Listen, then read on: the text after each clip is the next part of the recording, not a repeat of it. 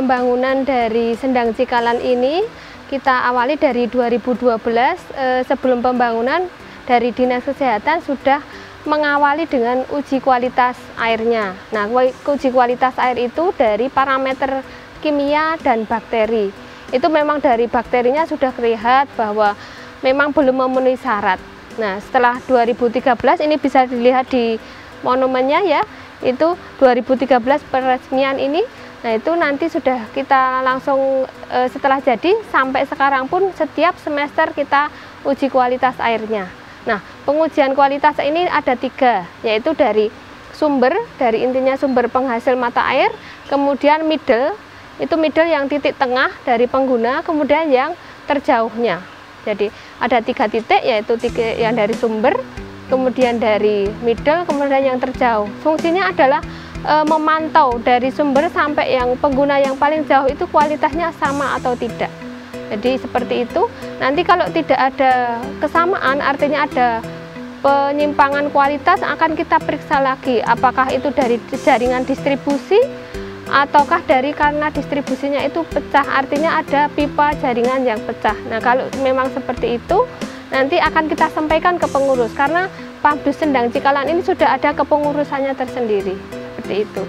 Dan dari hasil yang terakhir memang dari Sendang Cikalan ini sudah memenuhi syarat karena ada treatment inovasi dengan menggunakan klorin diffuser. Klorin diffuser ini fungsinya adalah sebagai desinfektan.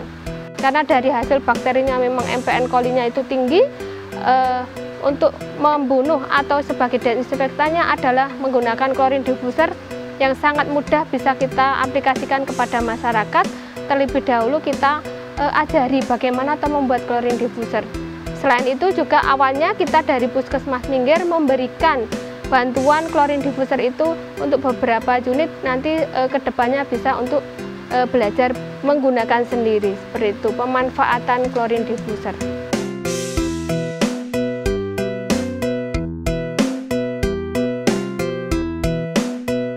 Dibuatnya Sendang Cikalan ini berawal dari kekeringan di Padukuhan Plembon.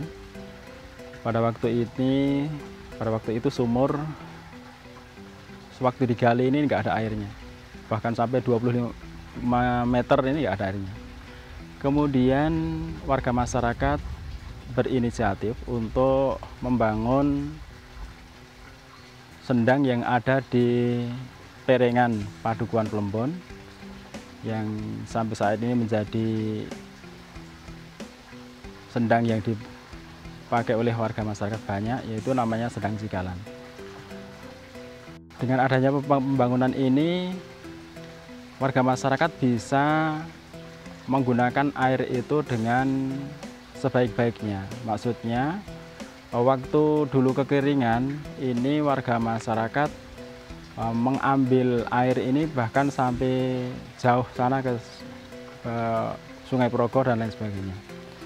Selanjutnya warga masyarakat di Plembon ini karena waktu itu mengambil airnya jarak jauh, kemudian karena di sini ada sumber mata air yang bagus, dan bahkan di lereng Plembon ini banyak sekali sumber mata air. Sumber mata air tersebut bahkan tidak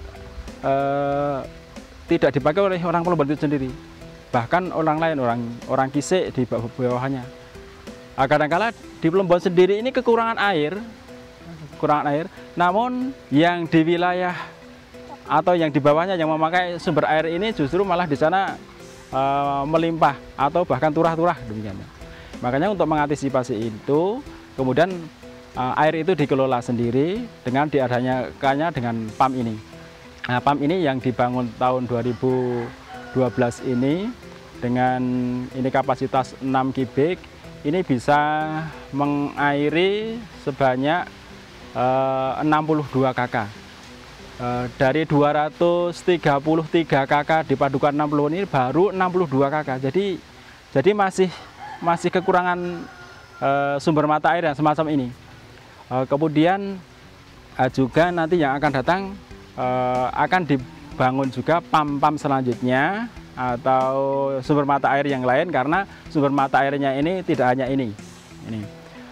Selanjutnya, untuk mengantisipasi daripada sumber mata air Sendang Cikalan ini, kegotong royongan warga masyarakat yang begitu kental, yang begitu kuat, yang merasa memiliki, mereka mempertahankan daripada sumber mata air yang jernih ini dengan yang pertama ini dengan menanam pohon-pohon yang untuk sebagai penahan mata air.